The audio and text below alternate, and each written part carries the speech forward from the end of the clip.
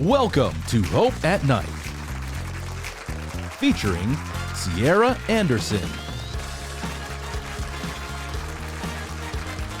Katie-Jane Emde, Q&A with our live audience, and host, Anil Kanda. Today's episode, Why Should I Sacrifice My Comforts for Others? And here's your host, Anil Kanda. Welcome to Hope at Night. Have you ever wondered why some people seem so full of joy when they serve others? Why do so many who spend their lives giving end up saying it's the most rewarding thing they've ever done? Mark Twain once said, the best way to cheer yourself up is to try and cheer someone else up. Today we're talking about the power of service, how it changes lives, not just for those who receive, but for those who give. Our first guest tonight knows exactly what it means to step out in faith and serve others. From working in an emergency room to running a nonprofit, from helping children in Bolivia to building a support network for missionaries. She's seen firsthand the power of service. Please welcome to Hope at Night, Sierra Anderson.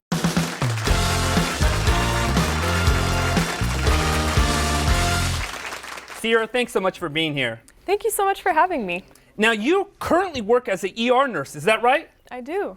Now, have you always been about humanitarian service your whole life? I think there have been different aspects of my life that have been involved in humanitarian service since I was little. My parents definitely encouraged it, but it definitely became something that was maybe more my own in the last few years. Now, what was your role in Bolivia like? Well, I actually decided to go there as a student missionary from the university that I went to. And it was kind of an opportunity to take a year off and work internationally in a different setting with the major that I was taking, which was nursing. So after I graduated with my degree, I was kind of looking for a location, and through a lot of prayer and just kind of looking at the different options, I chose to go to Bolivia and work at a little tiny school there that was sort of like an orphanage. It was kind of also like foster care. A lot of the kids had parents, but had come from either unsafe situations or situations of neglect or abuse, and we took them in, and they lived there, they went to school there, they went to church there. All of the activities were on campus, and I got to start a clinic as a nurse. So each day I spent time going from house to house, taking care of the kids, the different illnesses they had, evaluating the mental health of campus and nutrition and all of that. There was a lot of variety. It was never predictable. Wow. Now you brought this to this episode. What exactly is this thing? So this is a fanny pack that is a lot like the one that I carried around in Bolivia when I was there. I needed to take a lot of supplies with me from house to house, and so I would carry one with me that had kind of the basic things that I thought I might need, and I can show you some of them. We had some tea tree oil. I used this a lot there, whether it was for lice or for other things. We used this quite often. And we also had some charcoal. Whenever the kids had upset stomachs, we used a lot of charcoal. So that was a pretty common thing to have in my bag. And then we had some other medicines like ibuprofen that we would take. Some hydrocortisone cream. It's in the middle of the jungle in the rainforest, so sometimes the kids would run into some plants that they would, get irritated from or things like that. So this wasn't a fully staffed, fully stocked, advanced medical clinic that you were a part of. No. You had to literally carry this stuff with you. Yeah, so when I showed up, there was no clinic. So I packed 4 suitcases with me full of supplies that I was imagining I would need, but I didn't know anything about tropical nursing, and was given an empty room and stocked it myself when I got there. So definitely rustic and learning on the go. We needed lots of cotton to work with, and lots of Band-Aids. One thing I learned working with kids was that Band-Aids cure a lot of things, even when there's not a visible scratch. So we use lots of Band-Aids. have healed a lot of emotional wounds for me too. Oh, so. Yes. And lastly, some Tylenol. We got a lot of fevers there too. You know, there's a lot of mosquito-borne illnesses and that kind of thing. So we used that. And then, of course, I always had my stethoscope. And this is the one I carried everywhere, and the one I still carry everywhere. It has served well. What's life like when you were in Bolivia? So kind of a day-to-day routine was getting up around 6 in the morning, 7 in the morning, depending on the day and the schedule, and helping with whatever kids had woken up sick. I would go from house to house and check on all the kids, check on the house parents to see if anything was needing to be done. Sometimes I would stay in one of the younger boys' houses actually and kind of house parent there. I had 14 little boys in that house that I would help with. So that also was sometimes a part of the morning routine. And then the kids would go to school from 8 to 12. So I would keep the kids that were sick, or I would work on charting. Everything was paper because, again, there's no internet or anything there.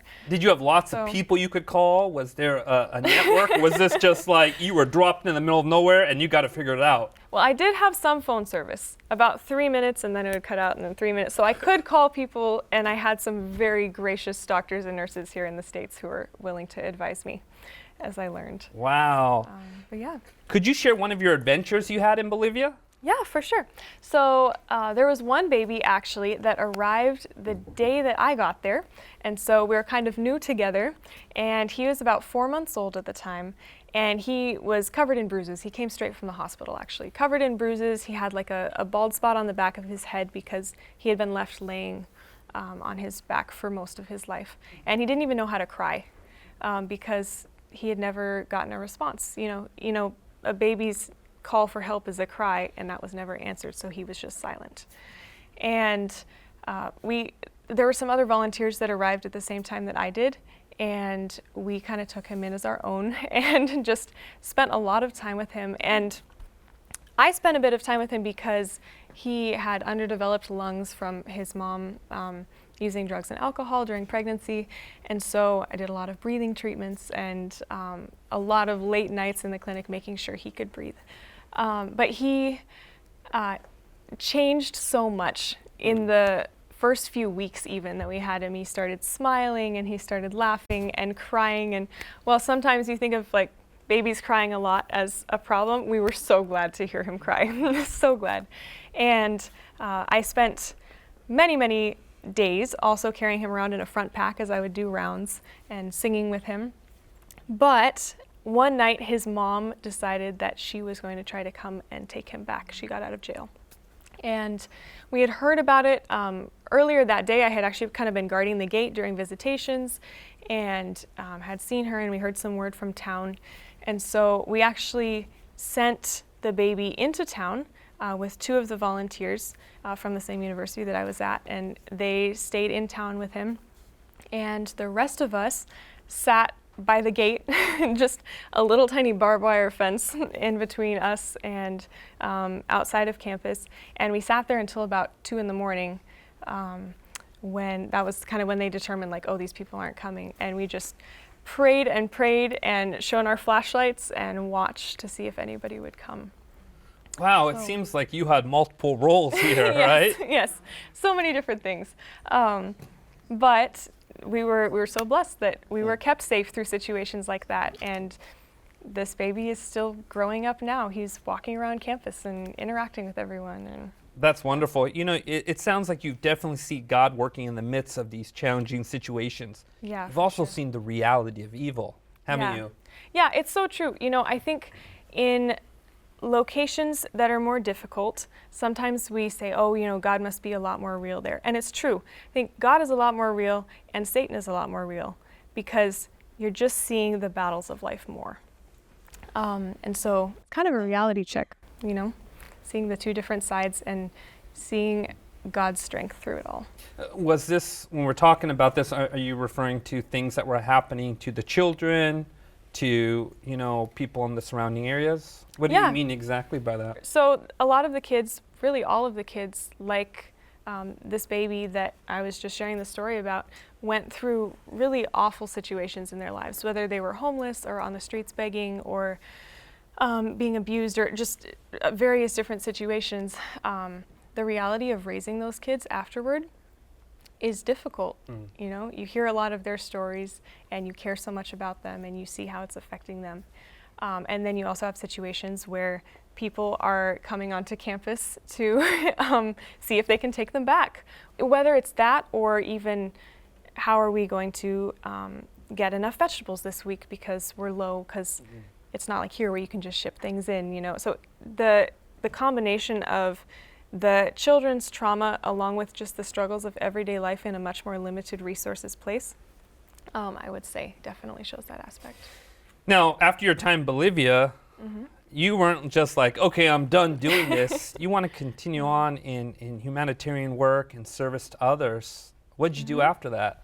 So when I got back, some of the volunteers that were with me and I discussed how we had seen kind of that lack of resources when it's a small mission working so hard.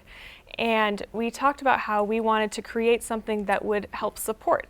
You know, when you're like in the mission field, in a volunteering field, it's really difficult to take the time to advertise or to recruit volunteers, to tell stories, to fundraise. All of these different aspects kind of fall by the wayside when you're in there taking care of kids and parenting, you know.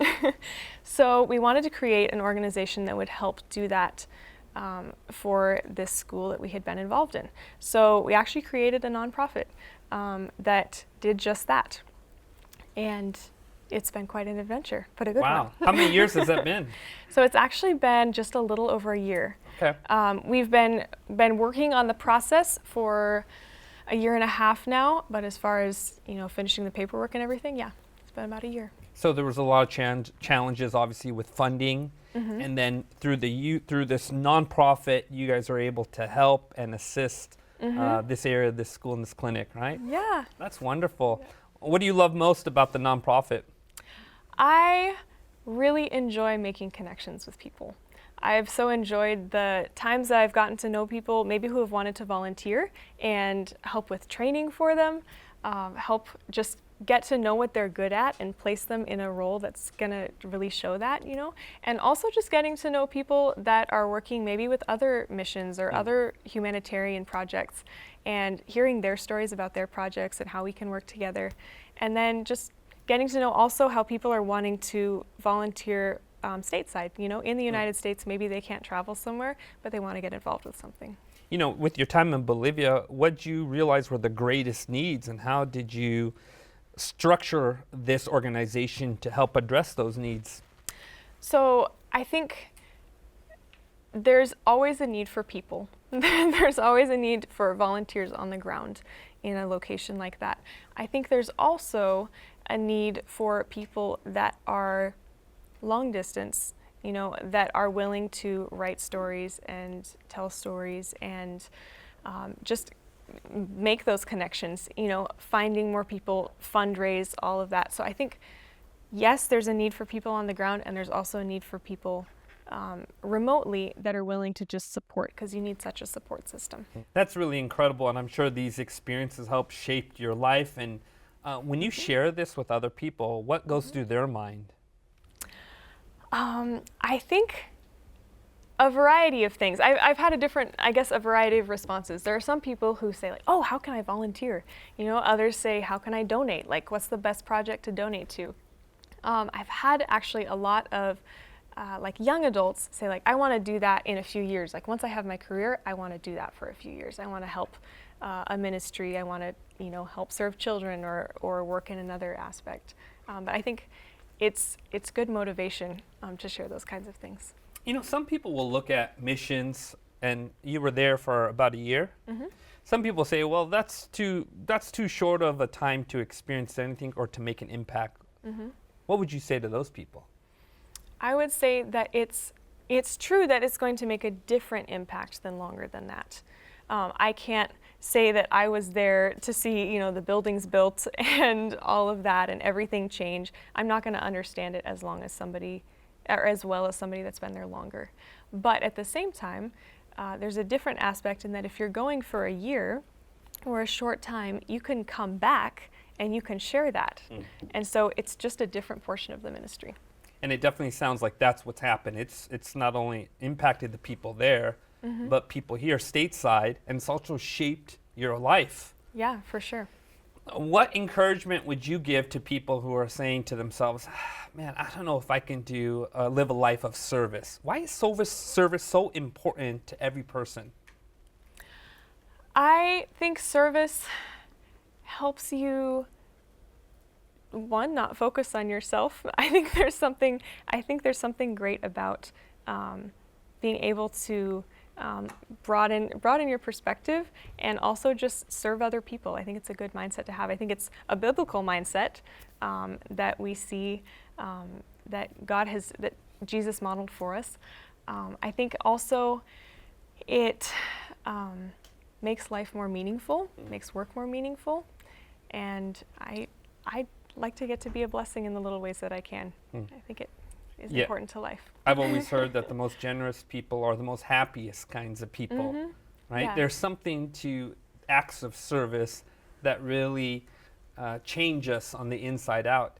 Yeah. You know, we live in a country, the United States, where there's lots of needs.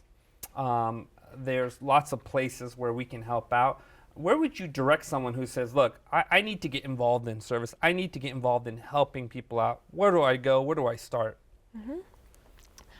I would take some time to do some research and really look into how you can serve an area that fits your skills. Like, look at your skills. Everybody has God created such a variety of people and such a variety of skills, and I'm so grateful for that. And I think looking at those and knowing what you're good at and saying, how can I use that to serve, is a good place to start. And then research. You know, I wanted to be a nurse, and so I spent time looking into nursing positions. And that was actually, Bolivia wasn't listed as a nursing position, but it looked like a place they needed a nurse. So I called and asked, and they said yes. And so that was one way I was able to go there. I think focusing on that is a helpful aspect for sure. Do you think young people need to get out of their homes and their communities to go experience life and serve others for a year? Yeah, it definitely completely changes your perspective on life. Wonderful, Sierra. Thanks so much for the conversation. We've just heard from Sierra Anderson about how service isn't just about a single moment. It's a lifestyle.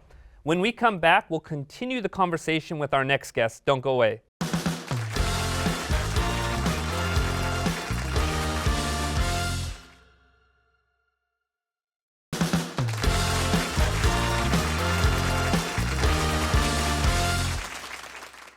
Welcome back to Hope at Night. Our next guest is still a university student, but she already sits on the board of directors for Familia Feliz, an organization dedicated to supporting those who have left their home countries to help others.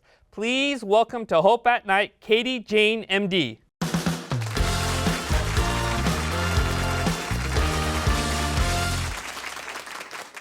I assume both of you know each other. Did you guys meet in Bolivia? Yes, the first time I met Sierra was in the airport, along with several of the other volunteers. What exactly was your role in Bolivia?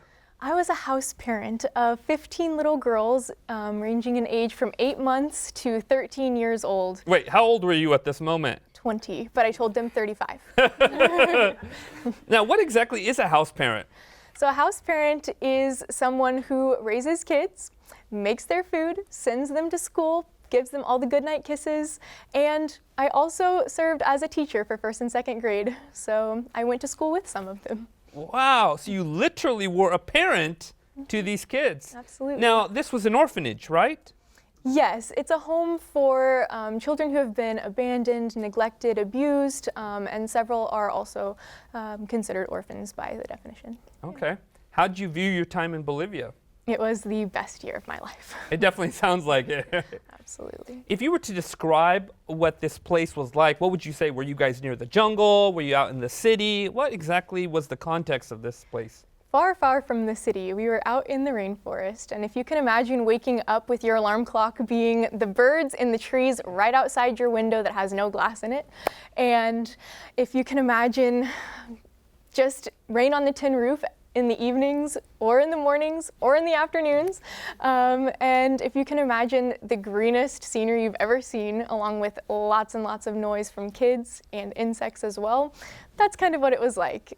You know, a lot of people have these nature sound apps on their phone so they can go to sleep, but you literally were in the middle of a jungle listening to that. Absolutely. I definitely took recordings and now listen to them as if they were my sound app. Didn't have to pay for subscription, right? Now, why do you call that the best year of your life? Many, many reasons. I think that it was indeed the defining marker for when I became an adult. But I would say that one of the main things that I experienced there was unsurpassable joy and a reliance on God that I had never experienced in my life. And also just getting to love on so many kids that love you back in such a big way. I think that's the perfect recipe for the best year. Plus adventures. I love adventures. What were some of the reasons why the kids were there? So several of the kids in my house had mothers that had either died or gone to their next spouse or next boyfriend, leaving the kids with the husband. That's very, very cultural, is to abandon the kids with the old husband and move on with your new life altogether. And that left lots of little kids with a dad who was working full-time and couldn't care for them. Others experienced all forms of abuse, and so from all walks of life, they came. Sierra, was that your experience as well? Yes, definitely. The kids came from a variety of backgrounds, but definitely very difficult ones. Now, were you a house parent specifically? I was only a part-time house parent. So there was a Bolivian couple that lived in a younger boy's house of 14 boys, and they lived there long-term, but they would travel for a few weeks at a time. So me and another volunteer would live there and raise those boys when they were gone, and then also on weekends sometimes. Wow, that's incredible. That sounds like a 24-hour, 7 days a week kind of job, right? I didn't expect to be a parent at that age, right? Nope. 14 kids, that's incredible. I have one German Shepherd and that's enough. So, you know, in regards to this year that you spent in Bolivia, how did you see God work in the midst of it? I think God really showed up in big ways and in small ways. I saw him reveal himself as a provider in a place where you can't just be self-reliant and go to your local pharmacy for the things that you need. In a place where there simply isn't the resource that you require, you have to really find a deep reliance on the great God of the universe. And he really showed up for me in big ways, as well as in small ways, in little miracles, like when my little girl, whose father was visiting her one day, gave her a special pen, and we went on a walk, and she was carrying that pen with her, and she lost it somewhere in the jungle as we're walking through, and decides to tell me about 20 minutes later and says, "Teacher, I lost my pen." Well, how do you tell a 3-year-old that your pen is probably gone forever, but it's the tangible evidence that her father exists? And so we prayed and started searching, and I had given up long before, but God showed up even in my little bit of faith, and the pen was there in the grass.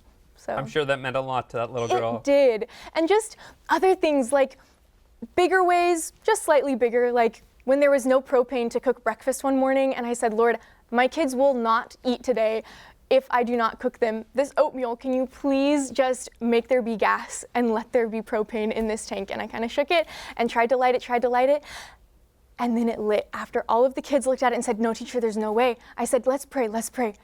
And then we cooked breakfast that morning for the kids, and they went to school full. That's wonderful. Now, as a house parent, what life lessons did you learn for taking care of all these little girls? I learned lots of life lessons, primarily patience. Definitely got to experience relying on God instead of myself to manufacture that. I also really learned that love is the greatest force in the universe. After all, God is love. And I got to experience firsthand the difference in parenting with an aggression-first, punishment-based mindset versus a love-based connection with the kids first, where they trusted you and didn't have to have tantrums because they were hurt in other ways. I actually got to see that firsthand with the same kids. That was incredible. And I also learned what it means to be a mom, to slow down and actually be present in the moment and not be so task-oriented or achievement-based. And instead of having a complete craft at the end of the craft time, to get to have memories of making the craft, even if it didn't turn out like it was supposed to. That's interesting. I'm sure you have so many life lessons you can share from that time. Now, when you came back to the States, how did you bring your experience back with you?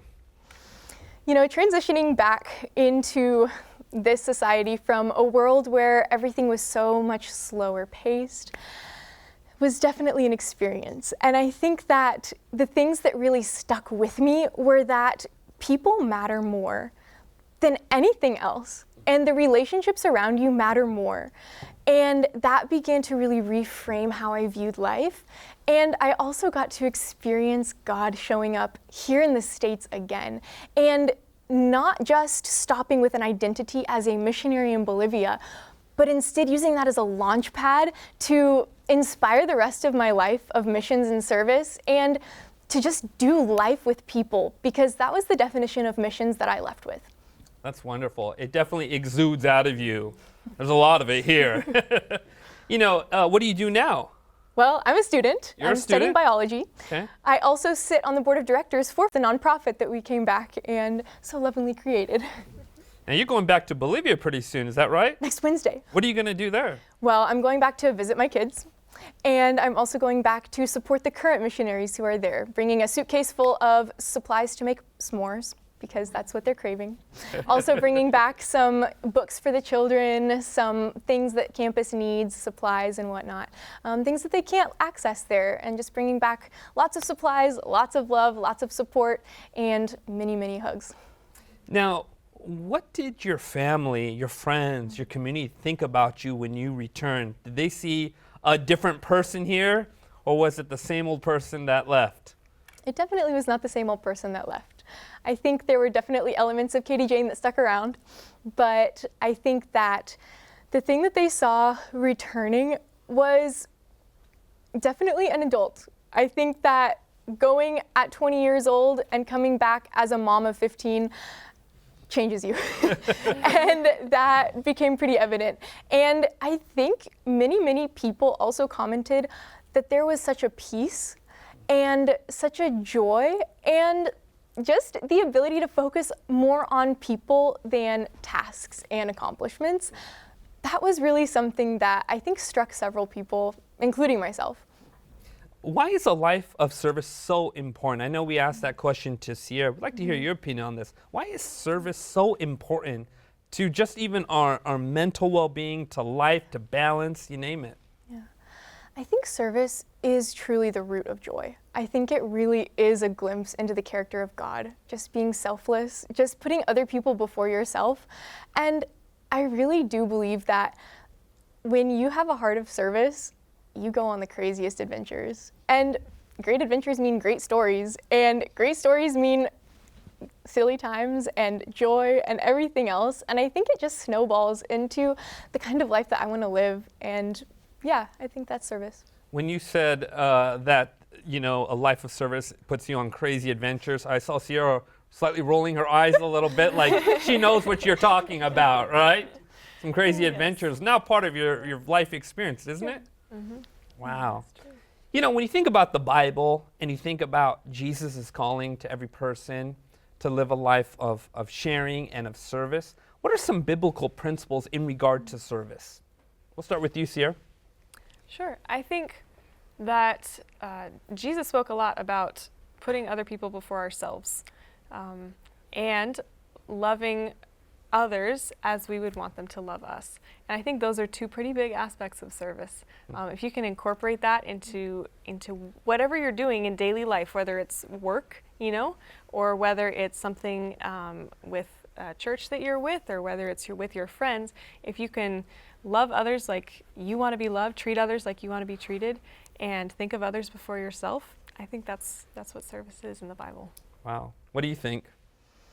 You know, I think that when Jesus said, "Greater love had no man than this, than to lay down one's life for his friends," I really think that laying down your life for your friends isn't just jumping in front of a train. It really is being in a space of vulnerability with them. It really is doing life with them, slowing down, being interruptible. That's the kind of life that is laying down your own life for the friends and potential friends all around you. I think really biblically, service is a reflection of the heart of God, who gave up what he had, his greatest gift in his son, in coming to this earth. I think that that is service. And to be able to love people from overflow after I've been loved by God, that's service. That's wonderful. Wonderful responses. Now, what would you say to the person who's like, look, I'm not 20, I'm not even 30 years old, I'm like 50 years old, I'm 60 years old, I can't take a year off to go to Bolivia. What would you say to that person? I would say missions is doing life with people. And if there are people sitting next to you, that's a mission.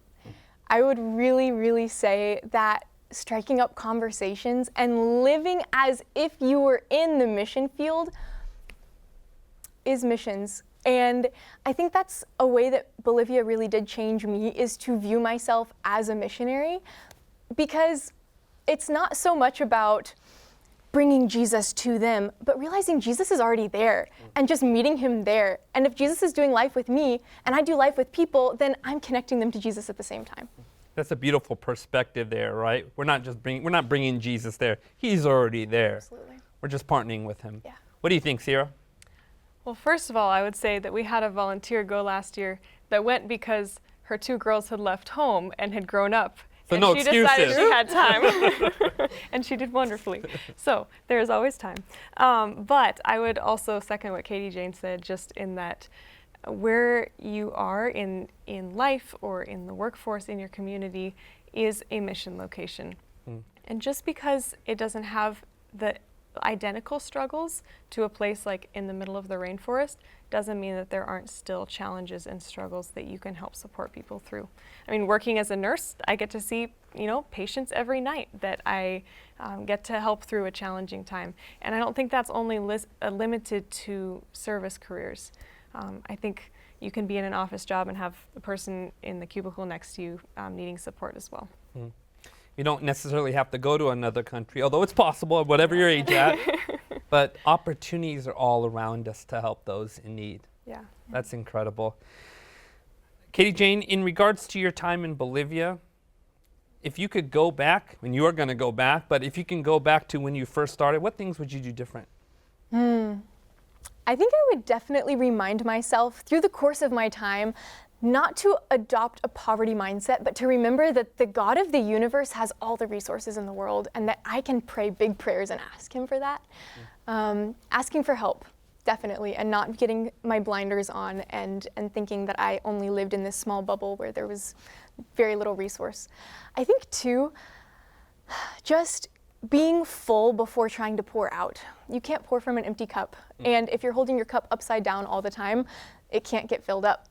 So I would definitely tell myself to remember to park myself under the fountain of his love and his grace and just be filled up by God first before pouring out to other people. That's wonderful. How about you, Sierra?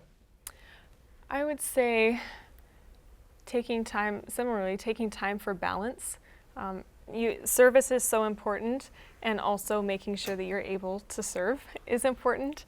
So yeah, taking that balance, and then also just taking time to listen.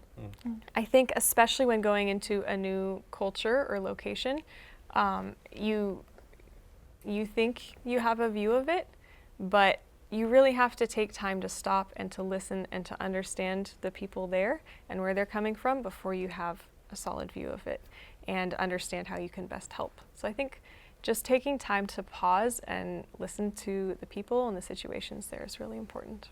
Are there any kinds of particular memories, one that goes up to the surface, that you will never, ever forget? One that's been a shaping, guiding influence in your life since it took place? I had several of those, but they were all really based around conversations. And I would say the one that really comes to the surface right now is on a very, very hot day. We're talking like 113 degrees kind of hot day, with my hammock hung between the rebar of my 2 windows in my bedroom.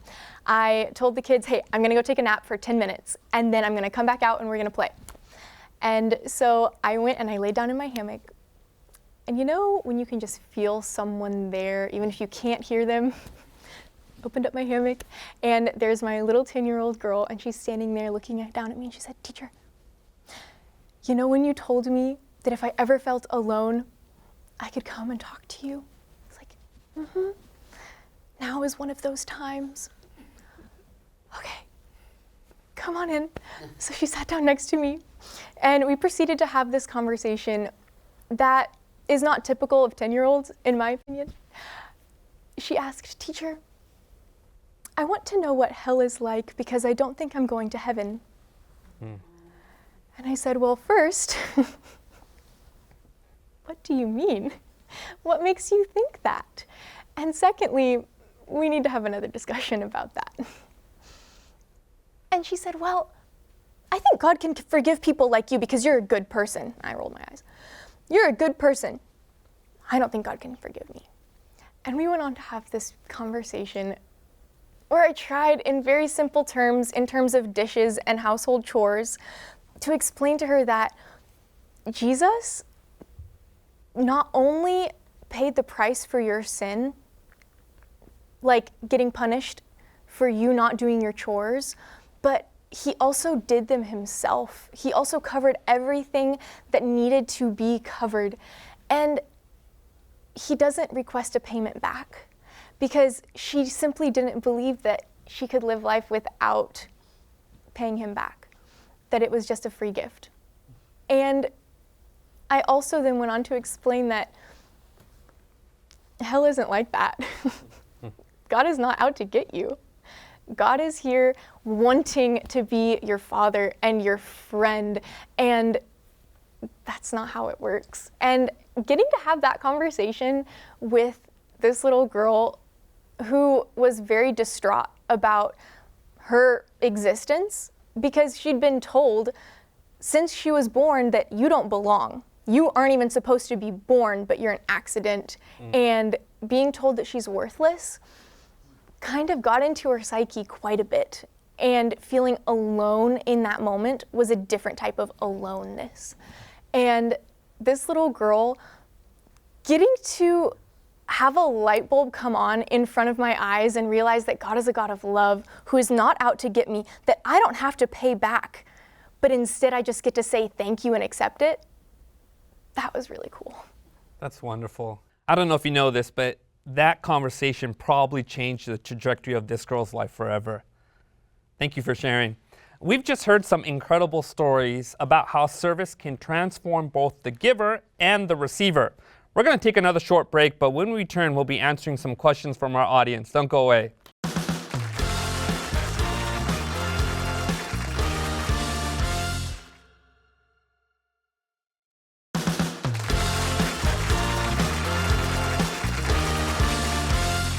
Welcome back to Hope at Night. We've heard two powerful stories tonight about service, and now we want to open up the floor to some questions from our audience. Who has the first question?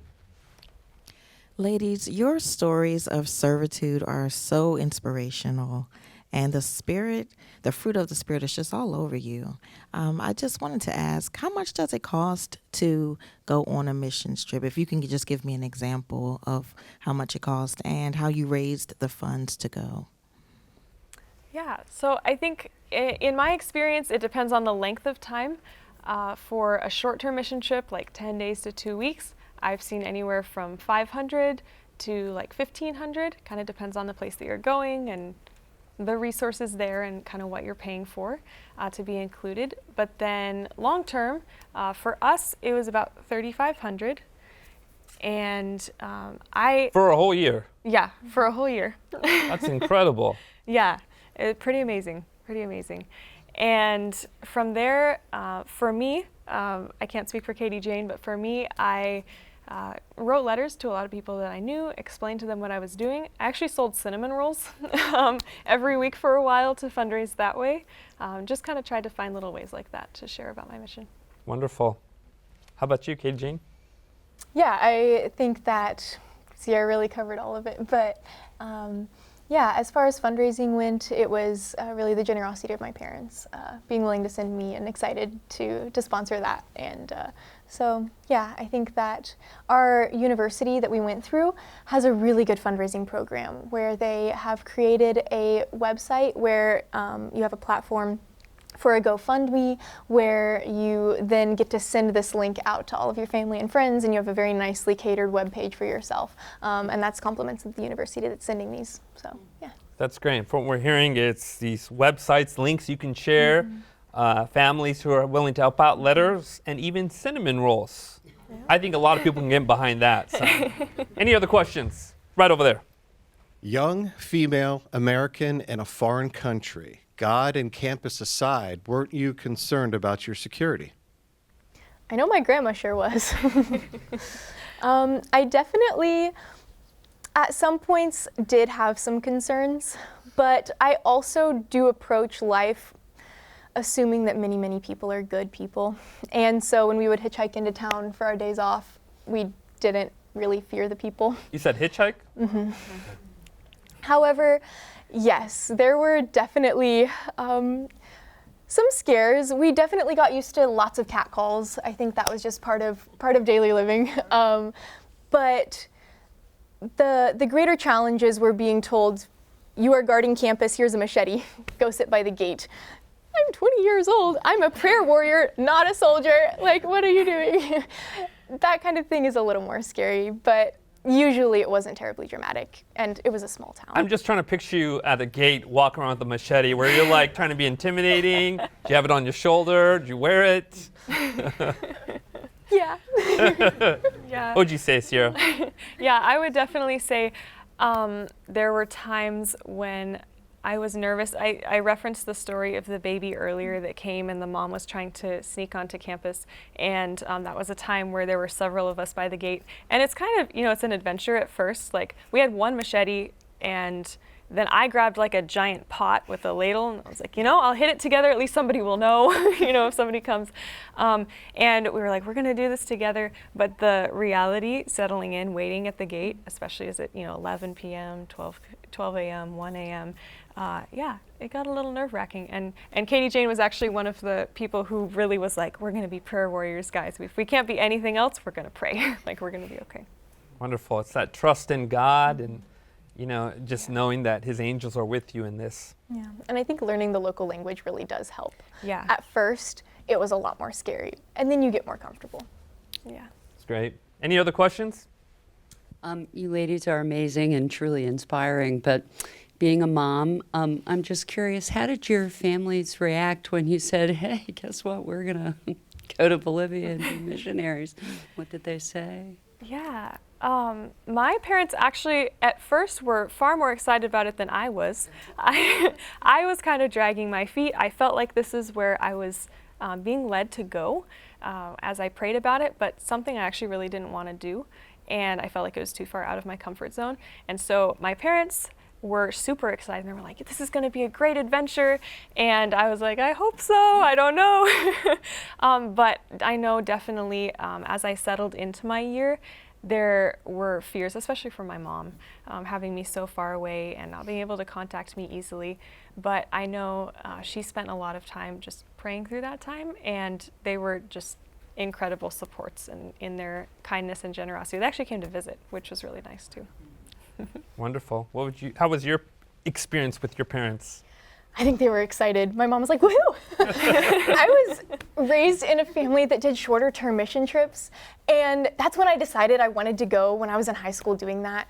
And so I think there was some fear, but I think as parents, they did a really good job of not expressing that to me because they knew that I had my own and they weren't going to feed into that. And that was honestly something that we now talk to parents of the student missionaries who are there on the ground and say, hey, we know you guys are afraid, and that's why we're in a group chat with you, so you don't have to keep asking your kids, are you safe, are you safe, are you safe?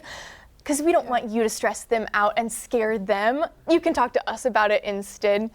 And I think that, having a support system and cheerleaders helped me remember that not everything is scary, it's just a great big adventure. So, yeah. Did you ever tell your parents when they asked you, what are you doing? You say, I'm at the gate with the machete right now. you do develop the art of telling them after something happened. Yeah. Several months after something happened. By the way, I got to tell you this. Yeah. That's great. Any other questions? It sounds like the both of you had a calling for helping kids. I just want to ask, like, was that because you developed some motherhood instinct, or and if so, has it always been there since your teenage years? I think for me, I have always loved working with kids. I've worked at summer camps as a volunteer starting in 7th grade and then working in the summers since then. My nickname has been Mom from my classmates in 7th grade, so it was, I think definitely something that I've always liked doing. It definitely grew while I was in Bolivia. Yeah, I think both of us are oldest siblings, and Yes. it does really help to have that already there. But yeah, I just always loved kids and wanted to tell stories and interact with them and be loved on by them. Like, that's just always been part of my life. And I think that really did inspire my criteria for the place that I chose was, God, I want somewhere that speaks Spanish, and that's either an orphanage or a school. And so as I was scrolling through the list of places, an orphanage and a school that speaks Spanish? Kids, that's where I'm going.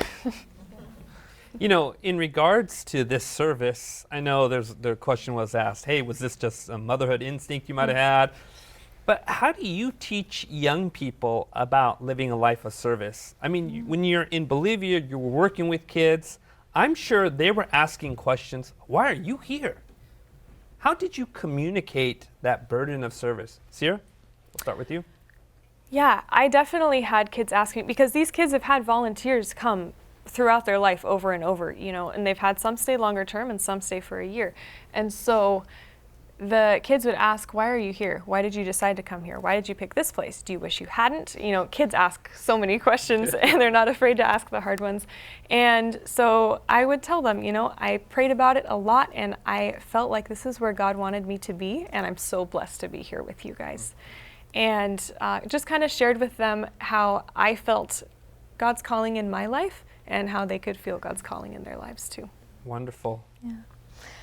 One of the notes that I have on my phone that I sometimes will go back and look at is one day I was cooking and one of my little, I think she was 9 at the time, one of my little girls came up to me and she said, "Teacher, how do I grow big like you and do big things like you? Because you are here." And I said, "I'm just cooking rice." And she said, "No, but you're here." Okay, well, and I said, the first thing is you just have to know that you serve a big God. And sometimes he calls you on a big adventure and you just have to say yes. That's what I told her. And she was like, "I want to go on a big adventure." And I said, "Then just keep saying yes." Wonderful. Now, there were male volunteers that were part of this, right? Mm-hmm. I mean, they obviously didn't have a motherhood instinct, at least that's what I don't think, right? But what was their reason when you talked with them about why they were there? So when I would part-time volunteer in the little boy's house, there was a male volunteer that would volunteer with me. And I know that was kind of the perspective that I got was from him. And he talked about how he wanted to spend a year of his life in service through his college time specifically, and to just kind of broaden his perspective that way. And then I know as he was there, he definitely talked about the realization of like raising kids from a dad perspective and how much especially the boys looked up to him and how he realized it was like a very serious thing that he was their example. And he really, I think that became a big part of his calling while he was there. That's wonderful. Sounds like he really grew spiritually throughout that. Mm-hmm. Any other questions? Do you think that some people only do missionary works just so that they could go to heaven? I'm sure some people do. I don't think that's your ticket to heaven at all, though. I think in the mission field, God can use a variety of reasons as to why you're there. And once you're there, change your mind as to why you're there and make you realize, I'm a lot weaker than I thought, or I actually am not doing anything that gives me merit to get to heaven. And while the initial motive may have been that, I pray that God changes that so that they realize that indeed that's not why you're there, but instead rather you're there because you're already loved and you want to bring other people into that place of being loved as well. I think that's why most people do missions. Sierra? Yeah, I would say it's definitely possible to go because of those reasons. I would say that it's difficult to stay because of those reasons. Missions will push at your weaknesses and show them very strongly, and it is challenging. And so if you're not there truly because you want to serve, if you're there to check a box, I think it's possible, but I think it'd be very, very difficult. It's difficult anyway. And I would definitely say that, I mean, I think like we've talked about a little bit before, missions can be done in your home, you know, with your neighbors, with the people that are right next to you. So it's not limited to just a foreign field. And the ultimate motive of mission work service is because, you know, salvation has been brought to you. Yeah. And you want to share this with other people, not to be saved, but because that's been given to you. Absolutely. Yeah. Wonderful. Any last questions? Ladies, so with everything that you've both accomplished, what sort of challenges do you guys see on the horizon, or what sort of challenges do you see for the future? So going forward, we're running this nonprofit right now. We focus largely on recruiting volunteers and then training them and supporting them through their year, along with supporting their parents and their families, and also just working to fundraise. We've redone the website, we've redone social medias, tried to help kind of on the advertising side that longer term missionaries maybe don't have time for. And we're currently looking at expanding that to other mission organizations. And kind of our vision right now is hoping that we can grow our organization to support maybe other small family ministries or groups of friends, or maybe multiple families, you know, that have traveled overseas and are working and doing just incredible work with their skills and maybe don't have the time to do all of the stateside work that needs to be done. So we're hoping to reach out, which is a huge struggle just in learning how to kind of reorganize and grow, but it's something that we're really excited about. Wonderful. So where do people go to find out more about how to support this organization? So you can find more at our website. We have information there, contact links. I happily answer emails when people have questions about it. And then we also have just more information on social media there and some forms to fill out. So, Ladies, yeah. Thank you for sharing your heart and with this experience of missions. It's really inspiring. When Jesus was on earth, he met an ostracized woman by a well in Samaria. He was able to connect with her and help her. When his disciples returned with food, expecting him to be exhausted, he said to them, "I have food that you know nothing about. My food comes from doing God's will." Service nourishes the soul, and when we pour into others, we find purpose, joy, and peace. By giving, we are filled. I don't think it's a coincidence that we are the happiest when we are helping others. I believe that all of us, being made in the image of God of love, have that same spark when we serve others. Jesus came to this earth to serve and to save us.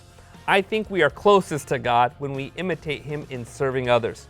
If you'd like to know more about this God who serves, do visit hopetv.org/hopeatnight to find study resources and download our free gift for the season. Until next time, keep believing, keep serving, and keep holding on to Hope at Night.